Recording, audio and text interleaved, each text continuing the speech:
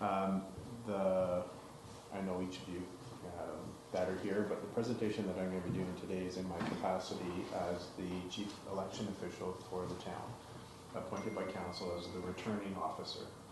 So we're going to be focusing our attention really on two very specific items. So one is running for office. What are the roles and responsibilities of a candidate under the Act in terms of running for office, and what does that actually mean? And the second is if you're fortunate enough to be elected by the citizens who have passed on their trust to you to serve in this council chamber, then what does that actually mean? What are the roles and responsibilities of council? So, so I'll give a brief overview of that. It's just sort of a snapshot in time. We may do another one of these after Labor Day, and usually not too much attention is on municipal elections at this time in the election cycle, but we thought we would start the process early. Our Acting Mayor Shaun Henry is here as well to offer sort of any insight from an elected official's perspective to answer any questions that you may have. And at any time during the presentation, feel free to interrupt me and ask any questions that you may have. Okay. So we'll go to the first slide.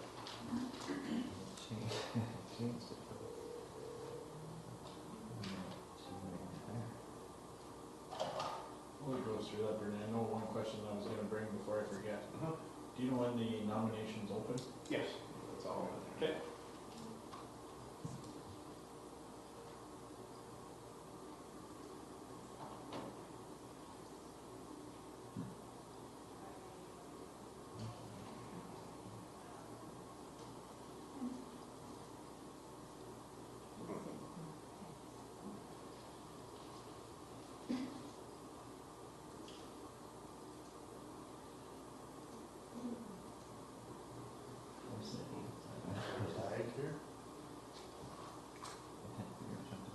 Okay, I can just sort of, let's just go back to what you had and we can just pull it up a little bit. Yeah, okay.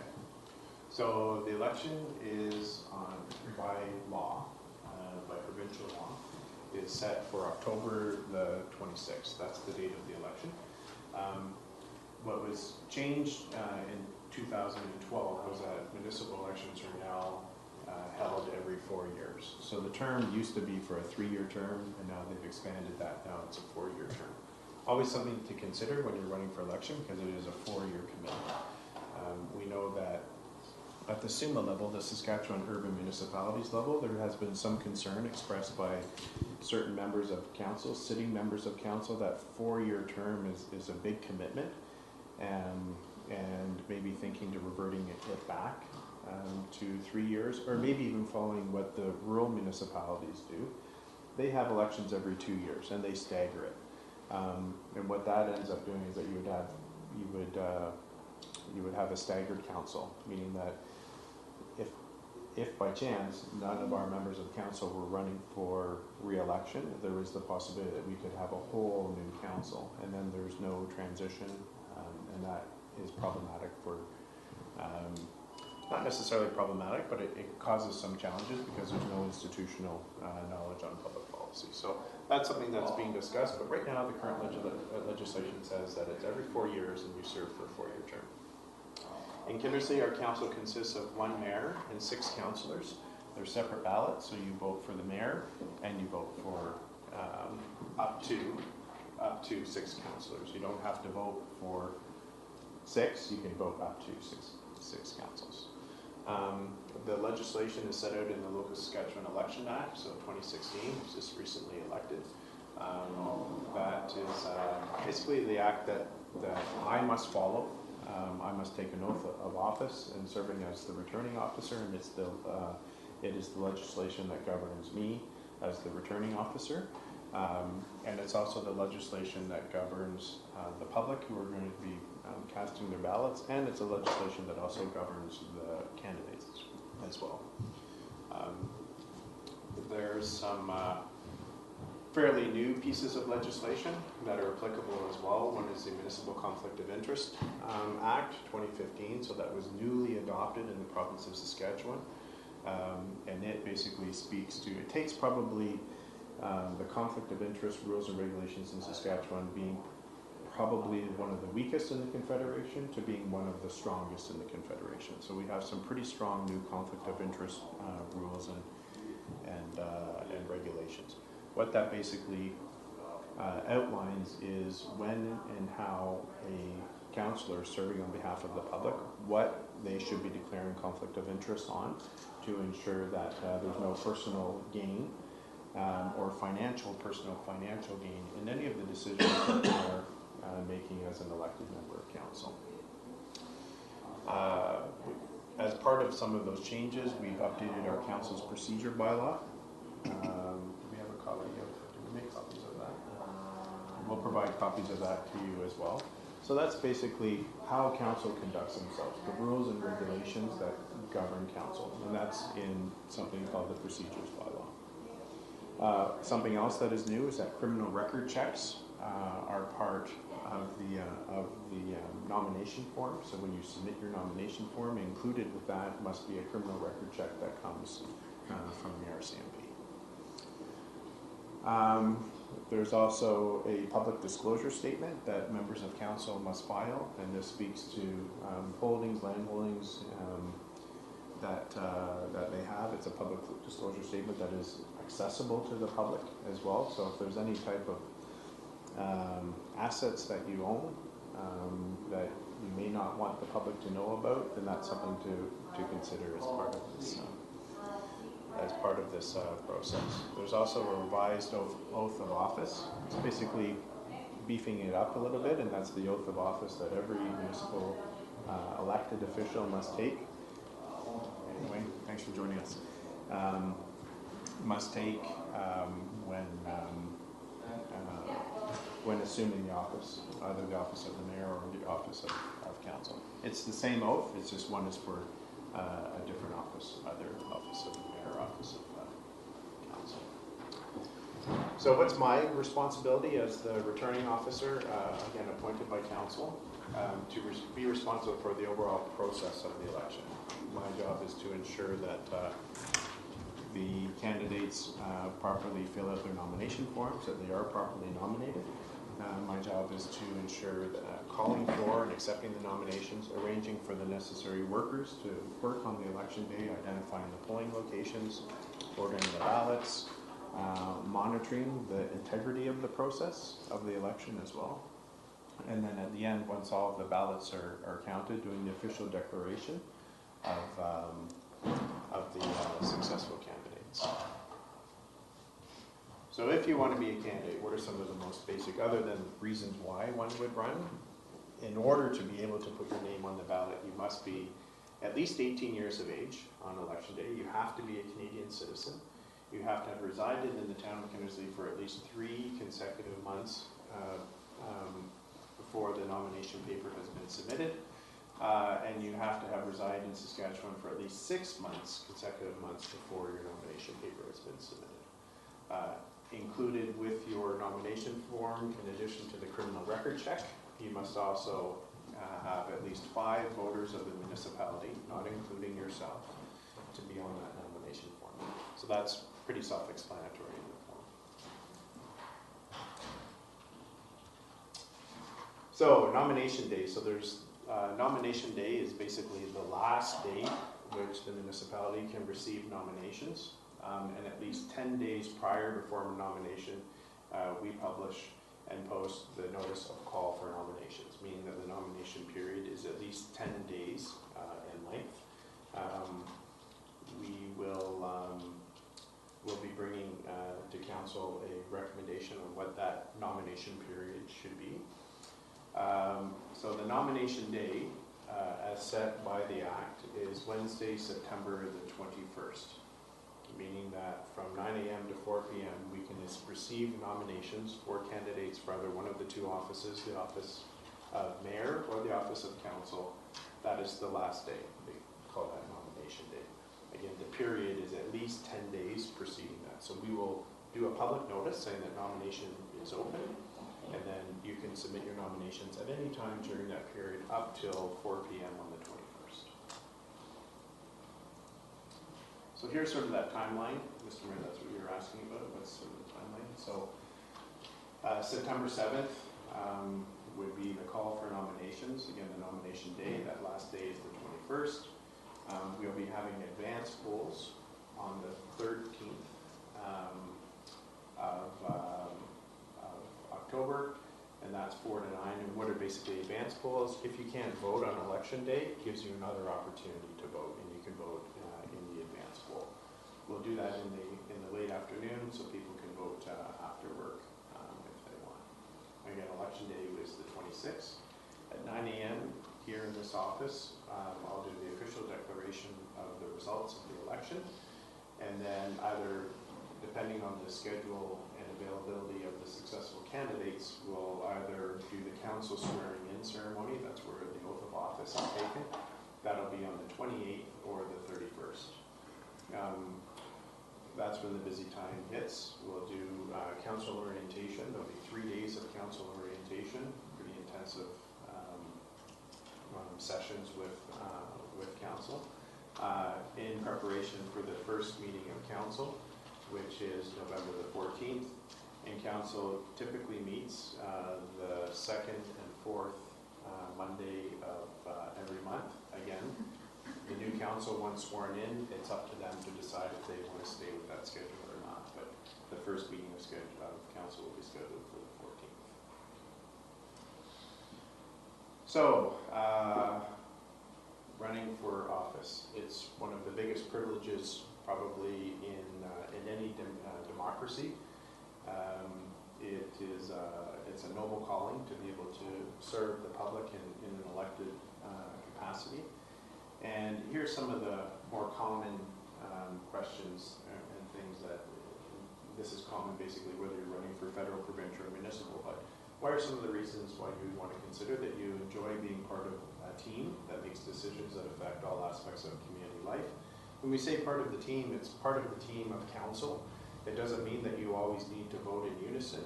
In fact, dissension is good at times. You're voted independently and you're your own independent person. There's no formal partisan politics at the municipal level, so you don't need to follow what your party is saying. You're independent. You're allowed to have your own views and your own opinions, and it's around this table where you discuss those and you debate those, and then you vote on them. The vote of council is final, but it doesn't mean that you're not allowed to have independent views going into, obviously, that particular vote. I want to provide a voice for our community with other levels of government.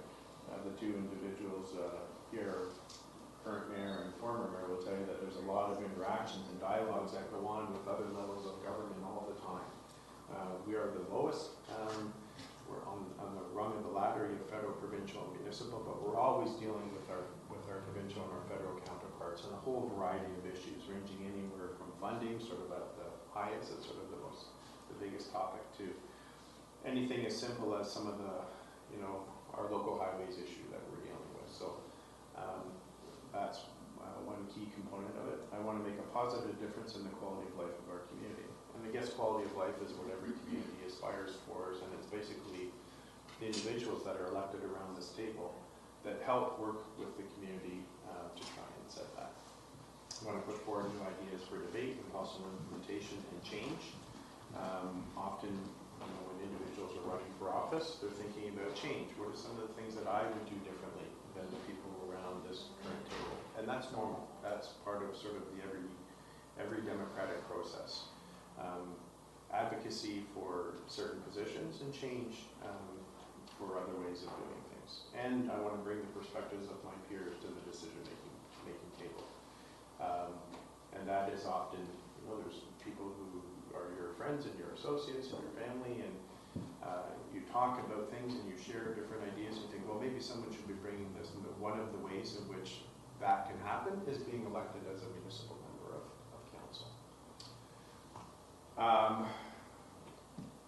I should consider running for municipal office because I'm a good leader, I'm a good listener, I'm a good learner, All those are very independent.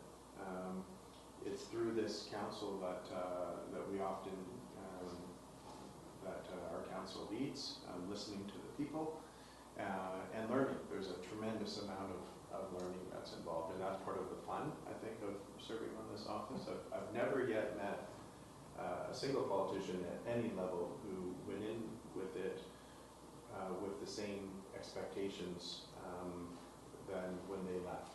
There's always a tremendous amount of learning that happens, and it's a very big learning curve, but it's a very rewarding one. I have good ideas, I'm open to new ones. I handle criticism well. This is one of those things where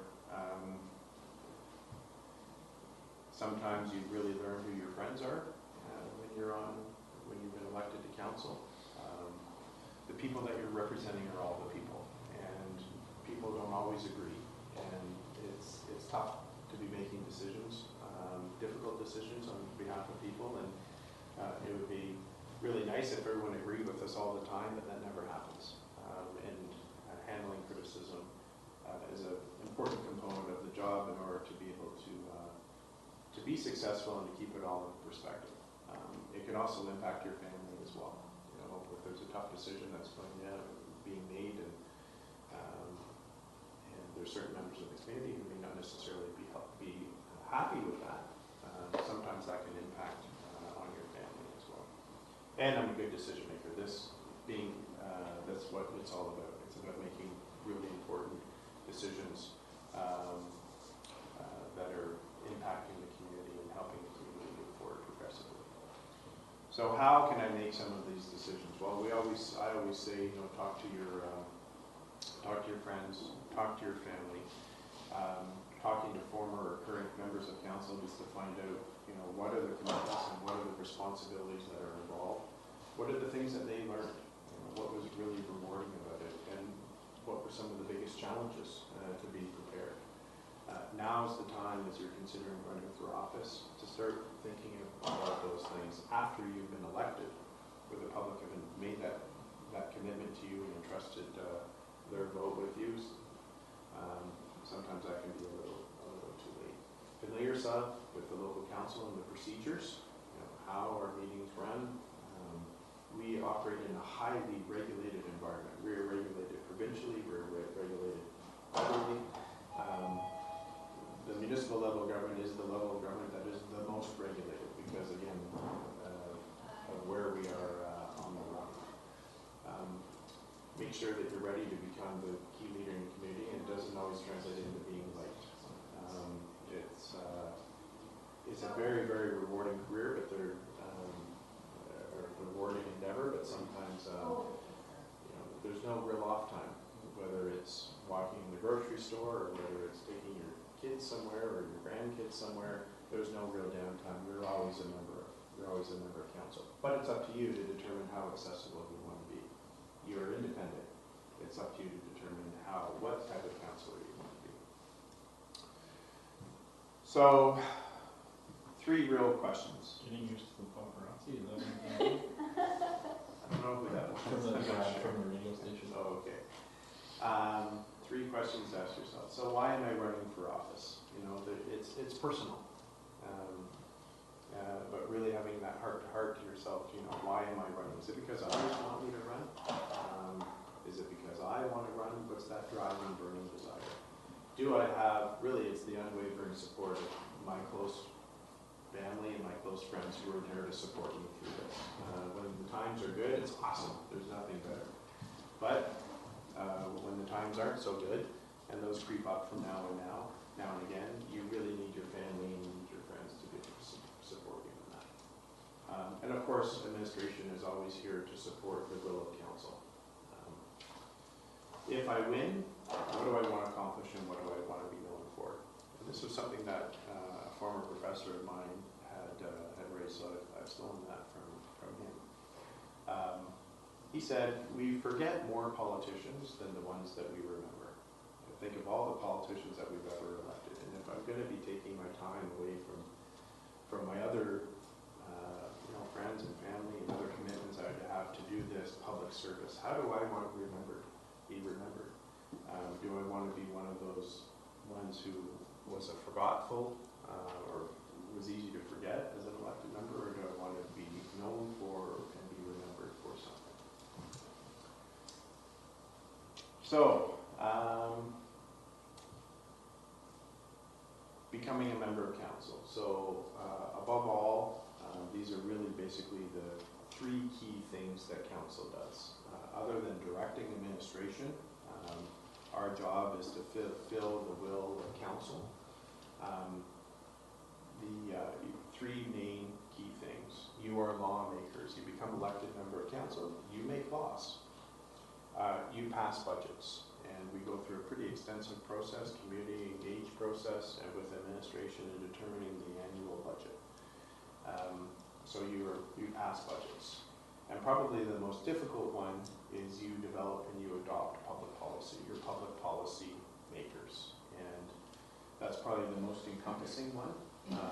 It is one that's not necessarily on a schedule, like passing budgets. And I've seen councils that have gone through an entire term, but not a single piece of public policy has ever been developed. There's been a lot of things discussed, but sometimes public policy hasn't been developed. So, and that's our job as administration, to be working with you on the development of public policy, and obviously as members of council, you engage your community on development of public policy.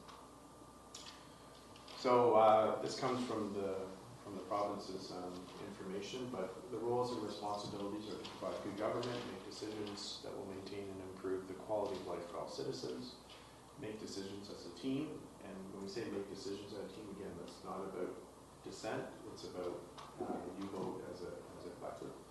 Provide direction to us as town administration.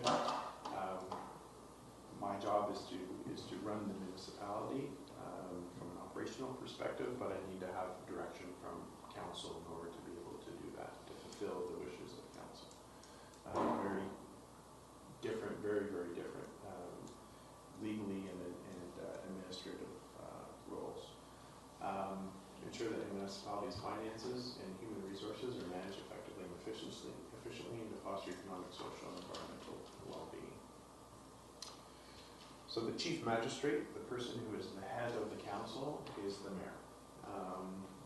The mayor has the same vote as any other member of council, but the mayor is the head of council. Legislatively, they're the head of council. They're the individual who represents council. The council and the town have not only just official functions, but formal meetings with other members of government. There's a pretty long list of duties and roles and responsibilities that fall to that individual. But in its most basic form, the mayor is also the person who presides over the council meetings, following the rules of the procedure bylaw. Next. Something that is different now is that we have a formalized role of the deputy mayor. Before, the deputy mayor served on a rotation basis every couple of months.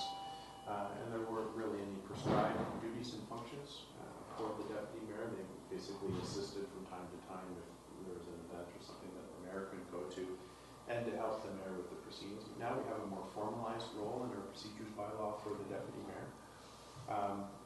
The deputy mayor is appointed by council, and they're appointed for a 2-year term, longer or shorter if the council so desires, but in essence we're looking at a 2-year term. Why 2 years? You have a 4-year term, and it's a pretty onerous responsibility and obligation that again is appointed by the council. So there's the opportunity for changeover halfway through the term. Again, not to say that that person can't continue to serve in that particular capacity, but so we've experienced how well it can work right now. We have a pretty good system in place with the mayor and the deputy mayor sort of sharing a lot of the responsibilities. There's been some slight changes to remuneration for council. So how much do you get paid? You don't go into this obviously for the pay. It's basically a stipend that is paid. Large cities have full-time mayors and full-time councillors. We obviously don't have that. So the pay is $750 per month for councillors. It's $1,000 per month for the deputy mayor, and it's $2,500 per month for the mayor. So slight changes to council committees. So in order to be able to do your work, all the work isn't only done at council meetings. You also have to have committees that, and it's up to council to determine the committees that the council wants to have. But these are official committees of council, and their job is to, it's usually is a member of council who chairs, and a member of council who vice chairs those committees. And their job is to do a lot of the preliminary work for council on specific topics related to the committee, so that when it gets to this particular table, a lot of that background and research and preliminary work has been done, and to make recommendations to the council. So an example of some of those are the Transportation Committee. Right now that committee is going through an extensive review of our transportation bylaw, our traffic bylaw. We have the Cemetery Committee, the Kindersley and District Plains Museum Committee, Airport Boards Committee. So these are committees where you have members of council that are appointed and they make recommendations to the council. So the decisions of council, what does that actually mean? The council, actions of council are not effective unless authorized or adopted by bylaws or resolutions. So we've often heard sort of this in-house sort of terminology that council speaks by resolution. So it's by resolution, it's by vote of the council that they impart their decisions, either if it's for a law or if it's a direction to administration. That's how they speak. They speak by vote.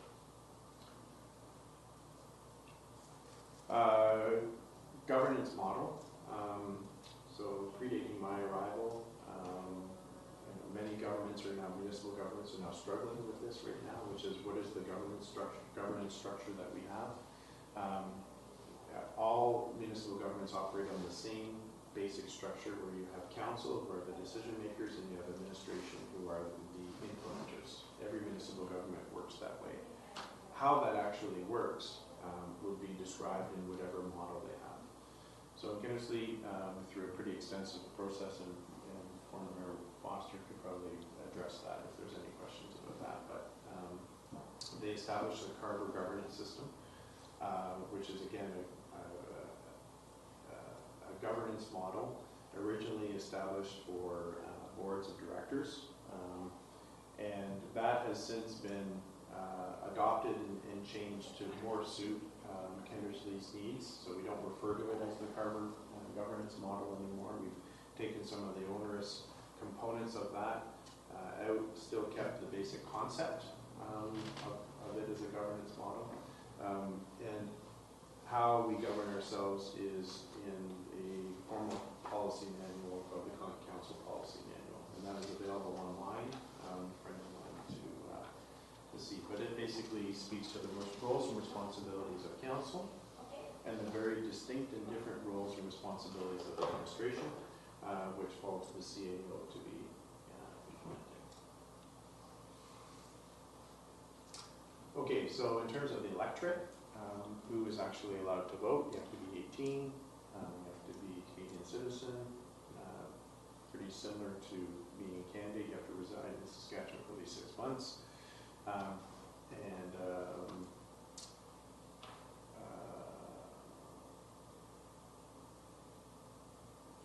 That seems to be conflicting there. Wait. Yeah.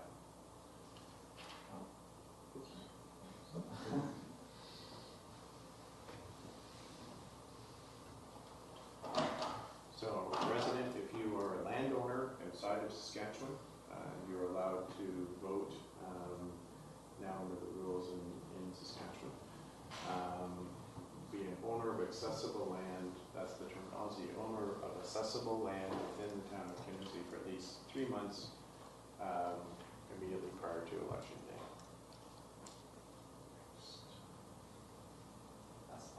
That's the last line.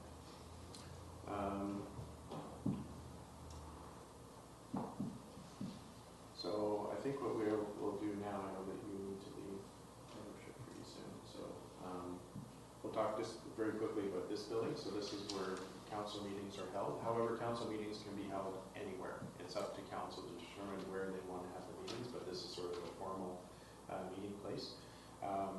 The procedure bylaw also allows for members of council to call in. You don't necessarily have to be present. Let's say you're away on a business trip and or even on vacation, but you want to call in for the entire meeting or a portion of the meeting, the procedure by law allows for people to call in, which is important. The meetings cannot take place unless you have quorum, and that's the majority of the members elected, not members present, but the members elected in order to establish quorum. We can have the meeting, we just can't make any decisions. You can still have a meeting, but no decisions can be made. It's actually not an official meeting if you don't have quorum. You can still meet, but it isn't a meeting. So we're fortunate to have former Mayor Wayne Foster here, who's offered to share. The last time that we did this, probably the most questions that came were not about the election itself, but more about what it means to be an elected member of council. So we've offered these two individuals to answer any questions that you may have. So we'll kind of open the floor if you don't mind. Yeah. Open floor is good. I just make a little preface. This is very well done, by the way, Bernie. It covers just about everything. I would say the most important thing for me when I was on council and as mayor was trying to develop a thick skin. And with the social media that it is today, it's even harder, I think, to become a public figure and not take it personally. That would be the most important thing that I would say to anybody that's going to run. Be prepared for that. And if you're a working individual, make sure your boss is willing to accept the fact that you may have to be away. Another thought that came to mind as they were just talking is very important to the support of family and friends, especially family. And you need to be prepared that sometimes your significant other may not also agree with what you have to say. So it does make things difficult once in a while. And it is it's a large time commitment, even though we're a small municipality. I found that the time was, it's almost a lot bigger than what you would appreciate for a small community. There's a lot of work to be done, and as things go further, as we become more and more involved in doing things and becoming involved with other levels of government, that time commitment is probably going to be more and more as we go. And although we are on the lower end of the scale as far as governments go, we are probably the most important part of governments. We are the ones that see the people every day. We're the ones that deal with the social media. So that's just another thing to take into account. I thoroughly enjoyed my time on council. I really did. It gave me an opportunity to learn, and that, like you said, is very true. You learn all kinds of things. Things that you didn't think you would ever learn as a councillor or mayor. The other thing that I thought of as I was sitting there, I actually got to see the doctor in 5 minutes. Oh, that's pretty good. Got the stitches out, so I didn't think I'd be able to be here today. I lost my train of thought because I started thinking about that. But another thing that I've recognized over the years, if you have a personal agenda, it's going to be very difficult and frustrating for you to sit on council, because you are representing everybody, not just a certain group of individuals, and you have to convince 6 other people in the room that your agenda is the one that they should be proposing, and that becomes very frustrating if that's your sole purpose of sitting on council. And I think that's about it. Just some thoughts that I had, and if you want to ask me questions about specific things, I'm quite willing to answer those. Could you perhaps just touch on Kindersley being the largest community in West Central Saskatchewan, sort of the involvement that we have with all of our neighboring? Yes, we've over the years, and I'm sure the new council did the same, is we all the municipalities that are around us, we interact with them as well, and we've developed partnerships and grant funding opportunities with those people.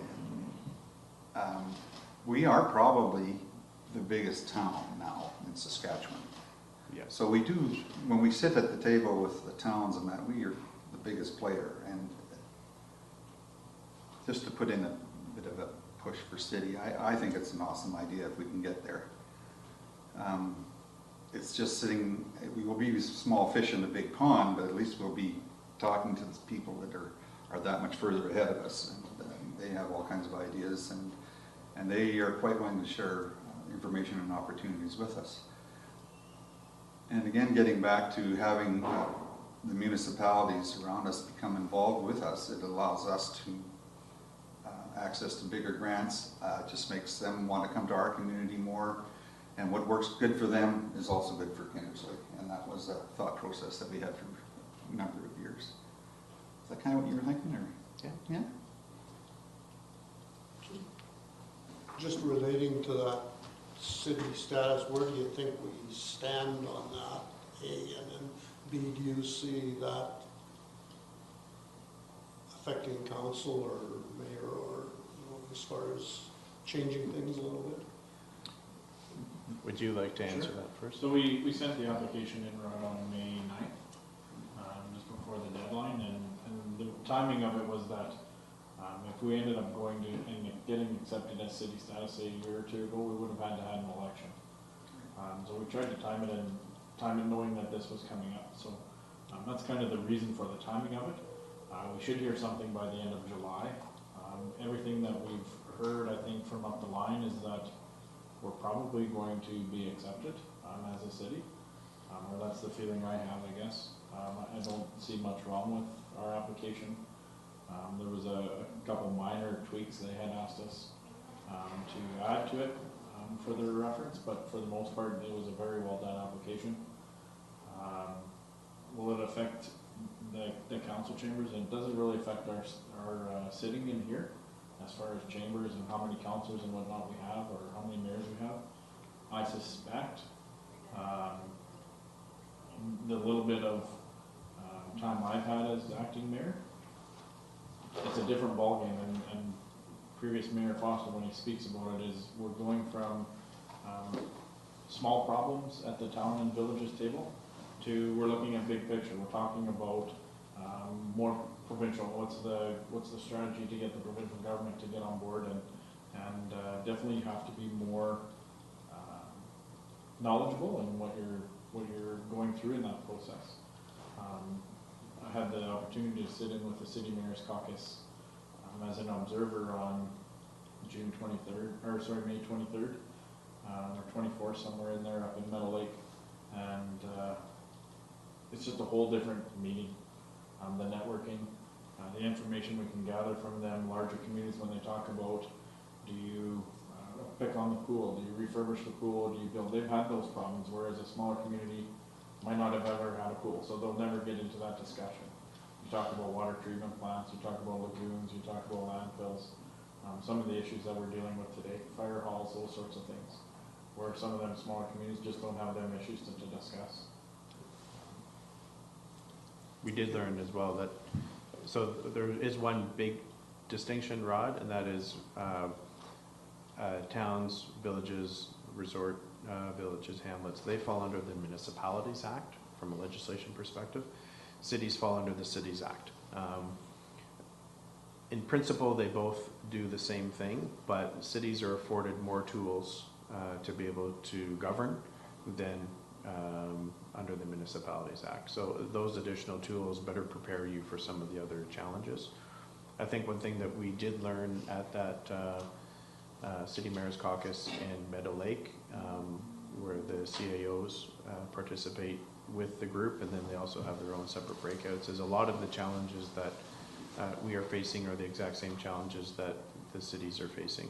Saskatoon and Regina are sort of in amongst themselves and some of the big problems, but and we also found out that all of the plans and programs that we have in place are exactly where they need to be, or even more advanced than many other communities. Our mayor referenced our cast iron replacement program.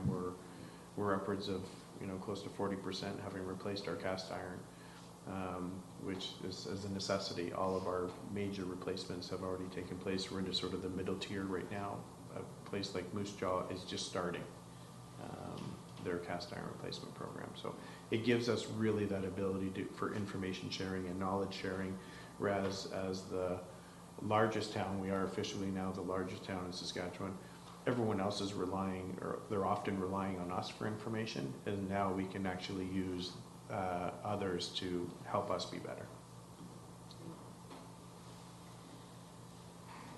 I think the number one factor in becoming a city though is the population. Has that changed, or is that still? No, that's the number definitely one? part of it. We don't have the official census, so we sent the application in with our 2011 numbers and then used the numbers from the health board, so that's kind of where we got that piece. Yeah, the covered health population, which is official government population statistics that they use for health, they deem that as being acceptable, but we have to also show our increase in growth. So the plan and the application that the mayor referenced was a business plan that we needed to submit. It's available online.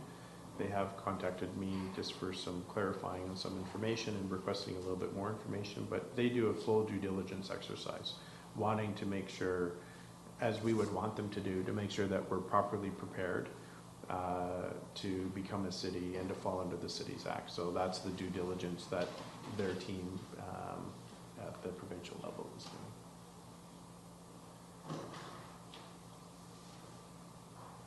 Do we vote on that, or they just decide yea or nay? Like you said, you gotta have an election when you become a city, and that's just the decision the province makes, and once. They'll time it, Gary, with the October 26th timeline is what our application had requested, so. So So when we do it once. yeah, you do it once. So the most basic statistic is 5,000 people. So if the Stats Canada census, which we know the last Stats Canada census was flawed, they're now back into the long form census, which some agree to participate with and some don't. That is the most, once you reach 5,000, you can submit your application and you can become a city. That's the most basic. The route that we're doing is not using that Stats Canada census information. We're using the covered health population, plus also submitting a business plan to be able to support it. So in essence, I think that this is even the better route to be able to go, because it allows the province to do a real full due diligence exercise on our capacity to be a city, whereas the other route is just, you're 5,000, go ahead, you're a city, whether or not you're even prepared for that or not.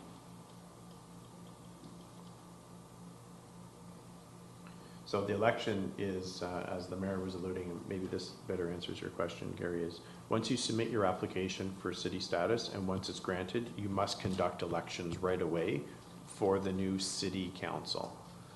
So you must conduct those elections. So our stats haven't changed too much. We could have submitted our application last year, but then we would have had to hold elections right away, and then we would have had to hold elections again this October. So rather than holding 2 elections within one cycle, that didn't make any sense to our council, so our council directed me to hold off and wait to the last possible moment to be able to submit our application in, so that the election that you need to hold as an incorporated city, if we're declared as such, would coincide with the municipal election in October. Does that make sense? Yeah. Okay. Any other questions? Michelle, do you have a question? No? Something that neither one has alluded to is the amount of time that you spend developing into the future, your 5 and your 10 and 50-year plans. Yeah. It's not, lots of times we react to things, but we try to be proactive, and that started a number of years ago, where you try to predict into the future and prepare plans for it. And I'm sure that's something. Very important As it component. Yeah, the strategic plan is something that a council is the most basic document that guides a council. And then also we have a whole variety of other plans, which are public policy documents and plans, and that's a lot of the hard work that council does. It's rolling up your sleeves, and it's preparing a lot of those plans with us, and also sometimes with outside consultants to help us with that. But those are basically think of it as, if you're in business, it's your business plan. It's what are you going to do and how are you going to get there, and what are some of the pitfalls that you may encounter along the way. We just divide that business plan into a number of different segments and sectors. And those plans are actually required now in order to be able to receive funding for many different projects. If you don't have the plans to be able to substantiate it, then often you won't qualify for the funding. I just had a quick question on the Carver model. Now, you say you've modified it now somewhat. My understanding is there aren't a whole bunch of municipal bodies that use this Carver system. It's more designed for corporate as opposed to municipal. Is that? Basically, I would say what the Carver model started for us was to differentiate between governance and operation. And as we went along, the reports that had to be done by the CAO were onerous, so we took those out. But basically, that's all it is. It defines the division between governance and operations. And, you know, lots of people say like it's like a board of directors. Well, there's lots of people who work under a board of directors and maybe don't recognize it. You know, even the Clippers, I mean, you have a board of directors, right? They do, I guess. Yeah, it's up to each council to determine what they want their model to be. Every municipality has some form of governance structure, whether it's written or whether it's not written. Those are prescribed under the Act, where you have the separation between the role of administering operationally and the role of the 30,000 foot of the board of directors, which is being the decision makers. And I think for Kindersley, from everything that I've learned, both from members of the community and members of council, that part of the reason why they wanted to pick a model that would be at least the first step. And from that model, I think what has evolved is thinking that there's certain components of the Carver governance which doesn't work well in municipal government, and which is the closest level of government to the people. So whatever's not working well, shed that, change it. Whatever is working well, keep it. But the Carver governance instructor that helped guide council, and they've even met with the new council on this, said, look, like if you can't call it Carver if it's not Carver. Carver is very rigid. This is exactly how it is. This is how you have to operate. And so our council decided, well, we're not going to call it Carver because it's not really what it is. It's the Kindersley governance model, subject to change whenever council feels that there needs to be some amendments. So,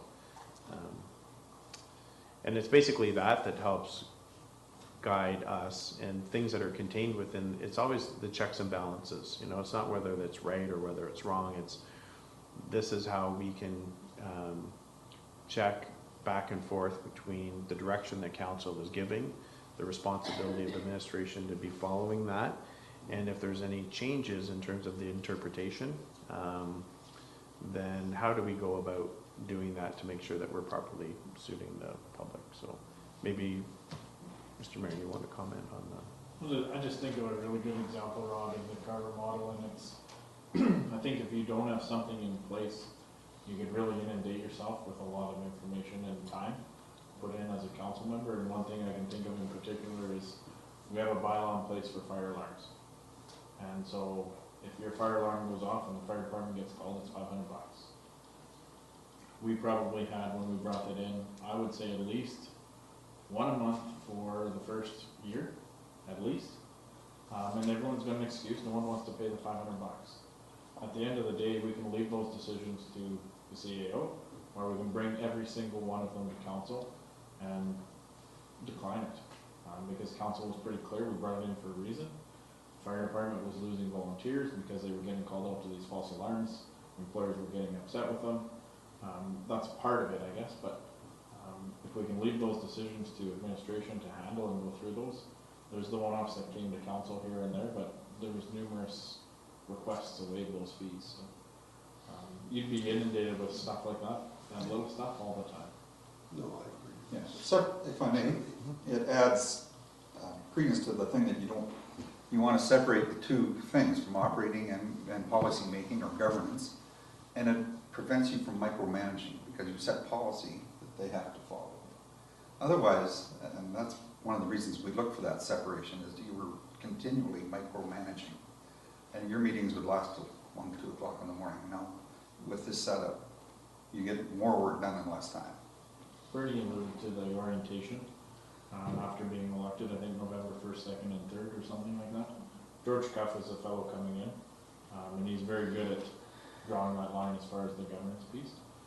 And it just alludes to what former Mayor Wayne said, that he's going to go through that governance. Here's what your role is, here's what this role is as administration, and working together to get that done. I guess the best example that I've heard, the most basic example of that is, do you want the grass cut in public parks 3 inches or 5 inches in length? What do you want? If, as a council, you want to be dealing with that, then you pass public policy that says our grass shall be, and then you've made your decision. If you don't care, you just want it done, then you delegate that to the CAO, and the CAO does Stuff it. next door. Yeah, yeah, And I just sneak up. So yeah. if there's questions, there's cards and whatnot, and by all means give me a shout. If you guys got any questions, I'm gonna sneak out. Good, thank you. Any other questions, Pat? Do you have any questions? No? What's the Gary? commitment time for a counselor, you would think, roughly a week? Depends how many committees you sit on, and how involved you want to become. Your council meetings are probably a minimum of 2 hours, plus you have to prepare for your council. And they're every 2 weeks, right? Yeah, so that's probably a minimum of 6 hours right there, and then what you take on as a committee person as well.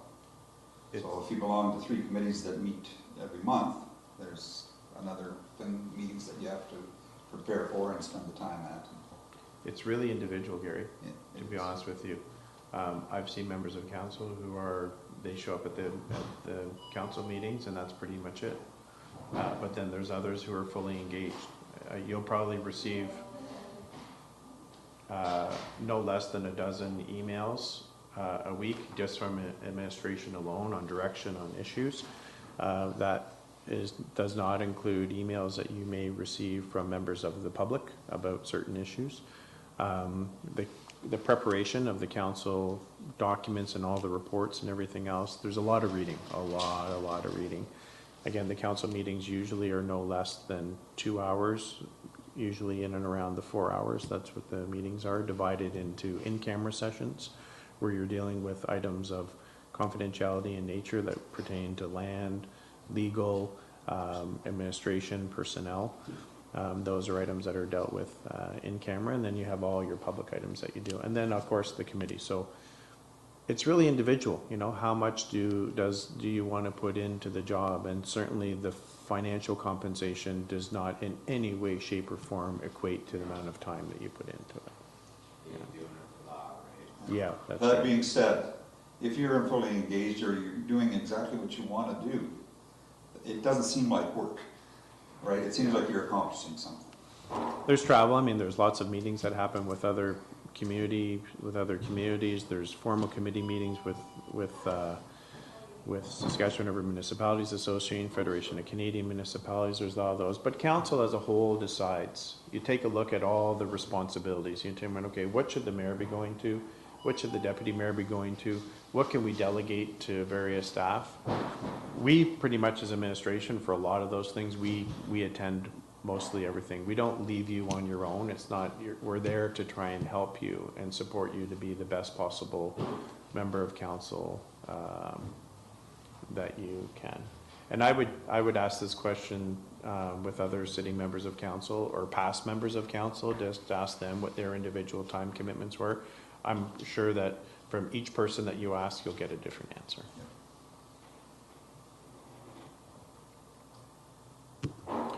Okay, well, if that's it, thank you for taking an interest. If you have any other questions, by all means, you can drop me a line, or I'm sure that Wayne Foster may be available to answer any questions that you may have, and our mayor and other members of council. We may host another similar type forum in just after Labor Day, if there's enough people that are interested. The goal of this obviously is just to educate, to help people just understand what it means to be a candidate and expectations, and what it means to actually be having the honor of being an elected member of council. Good. Thank you.